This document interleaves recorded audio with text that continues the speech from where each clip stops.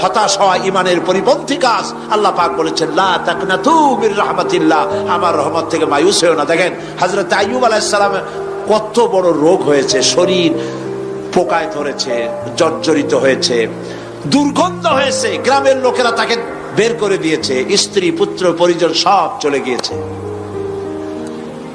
এমনকি জিহ্বায় যখন পোকা ধরল, হযরত আইয়ুব আলাইহিস সালাম আল্লাহ রাব্বুল আলামিনের দরবারে ফরিয়াদ করলেন, আন্নী মাসসানিয়াদ-দুররু ওয়া আনতা আরহামুর রাহিমিন। আয় আল্লাহ, আমি অসুস্থ হয়ে পড়েছি, আমি রোগাক্রান্ত হয়েছি, আর তোমার নাম রহমান রহিম, তুমি আমাকে রোগমুক্ত করো। হযরত আইয়ুব আলাইহিস সালাম আল্লাহর দরবারে ফরিয়াদ করলেন, রব্বুল আলামিন সারা শরীরে পোকায় জর্জরিত হয়ে গেছে, এখন আমার জিহ্বায় পোকা ধরেছে, মাবুদ গো আমি তোমার কাছে ফরিয়াদ করি, আমার জিহ্বায় পোকা দিও না, কারণ জিহ্বাটাও যদি নষ্ট হয়ে যায় তাহলে তোমার মতো আল্লাহর জিকির আমি কি দিয়া করব। হযরত আইয়ুব আলাইহিস সালাম আল্লাহ পাকের কাছে যখন এ ধরনের ফরিয়াদ জানালেন, রব্বুল আলামিন তাকে তার রোগ মুক্ত করে দিলেন, তার স্ত্রী পুত্র সব আল্লাহ রব্বুল আলামিন ফিরাইয়া দিলেন। সুবহানাল্লাহ। সুতরাং মুমিন ব্যক্তি, কোরআন শরীফে সব আছে, কোরআনের মতো শ্রেষ্ঠ ওয়াজের কিতাব পৃথিবীতে আর, শুধু বোঝার দরকার। বিপদে, যত বড় বিপদ আসুক, কোন বিপদে মুমিন ধৈর্য হারাবে না।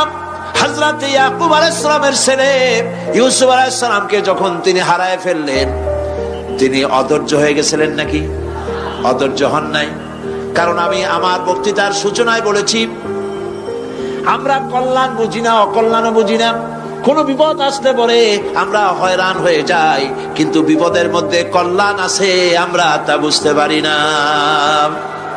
কথা বুঝে আসছে? হযরত ইউসুফ আলাইহিস সালামকে কুয়ার ভিতরে ফেলে দেওয়া হলো। 11 ভাই মনে করেছে কুয়ার ভিতরে ফেলে দিয়া ইউসুফ আলাইহিস সালামকে মেরে ফেললাম, কিন্তু তারা বোঝে নাই আসল কামটা কি হয়েছে। এটা তো কুয়া নয়, এটা একটা টানেল, এটা একটা সুড়ঙ্গ। একদিকে কেনান হলো তার এক মুখ, ওই সুড়ঙ্গের এক মুখ হলো কেনানের।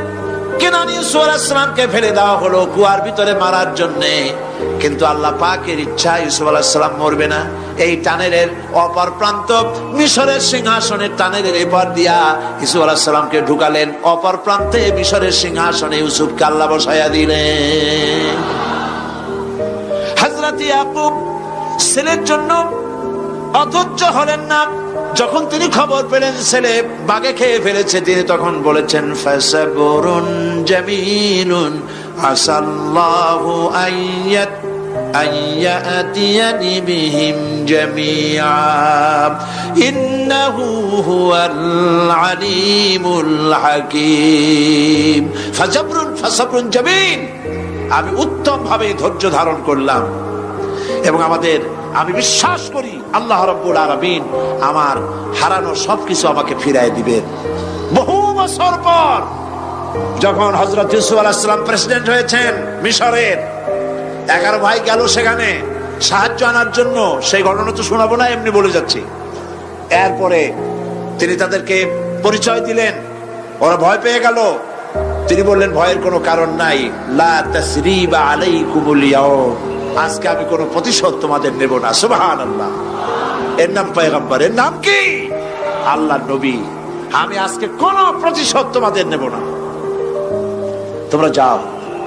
পিতার অবস্থা তিনি জানলেন, কাঁদতে কাঁদতে পিতার চোখ দুটো নষ্ট হয়ে গেছে। ইয়াকুব আলাইহিস সালাম, হযরত ইউসুফ আলাইহিস সালাম বললেন, যাও। নিজের জামাটা খুললেন, গায়ের জামা খুলে বললেন, ভাইরা আমার এই জামা নিয়ে যাও, আর আমার আব্বার চোখের উপরে এই জামাটা রেখে দিও। ছেলেরা যখন হযরত ইউসুফ আলাইহিস সালামের জামা নিয়ে মিশর থেকে রওনা করেছে, গল্প নয়, উপন্যাস নয়, আল্লাহ পাক এই কোরআন শরীফে সূরা ইউসুফে বলেছেন, জামা নিয়ে মিশর থেকে রওনা করেছেন। কোথায় মিশর আর কোথায় কেনান? কেনানে বসে হযরত ইয়াকুব আলাইহিস সালাম বলছেন, তোমরা যদি আমাকে মতিভ্রম পাগল যদি মনে না করো, তাহলে একটা কথা বলি, আমার নাকে এখন আমি ইউসুফের গন্ধ পেতেছি। তোমরা যদি আমাকে মতিভ্রম না করো তাহলে আমি বলি আমি কিন্তু ইউসুফের গন্ধ পেতেছি। সুবহানাল্লাহ। হযরত ইউসুফ আলাইহিস সালামের জামা এনে ভাইরা যখন হযরত ইউসুফের চোখের উপরে রেখে দিলেন, হযরত ইয়াকুবের দুটো চোখ সাথে সাথে আল্লাহ ভালো করে দিলেন। ফাসবরুন জামিল, ধৈর্য ধরো।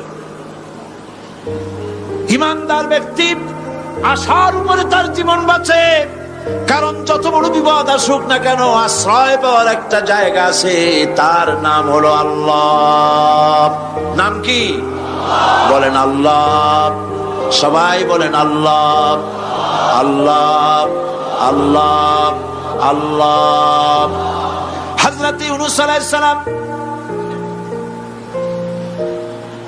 মাছটাকে গিলে ফেলে দিল, মাছটাকে গিলে মাটির অতল তলদেশে চলে গেছে। এত বড় বিপদ পৃথিবীর কোন মানুষের হতে পারে নাকি? বলেন, কি বলেন? মাছের পেটের ভিতরে জানালা নাই, দরজা নাই, বেরোবার কোনো পথ নাই, মাছ গেছে পানির অতল তলদেশ। আল্লাহ পাক কোরআন শরীফের ভিতরে মানুষকে শোনান, আল্লাহ ওয়াজ করছেন। সুবহানাল্লাহ বলেন। আল্লাহ পৃথিবীর মানুষকে ওয়াজ করছেন, দুনিয়ার মানুষকে শোনান। আমার ইউনূস তো ধৈর্য হারা হয় নাই। ওয়াযান্নুন ইয যাহাবা মুগাদিবান ফাযান্না আন লান নাকদিরা আলাইহি فنادى في الظلمات أن لا إله إلا أنت سبحانك إني كنت من الظالمين فنادى في الظلمات জমায় কাসির ত্রিবিধ অন্ধকারের ভেতর থেকে হযরত ইউনূস আলাইহিস সালাম চিৎকার মারলেন। মাছের পেটের অন্ধকার, পানির অন্ধকার, রাতের অন্ধকার, ত্রিবিধ অন্ধকারের ভেতর দিয়ে মাছের পেটের মধ্য দিয়ে ইউনূস আলাইহিস সালাম চিৎকার মারলেন।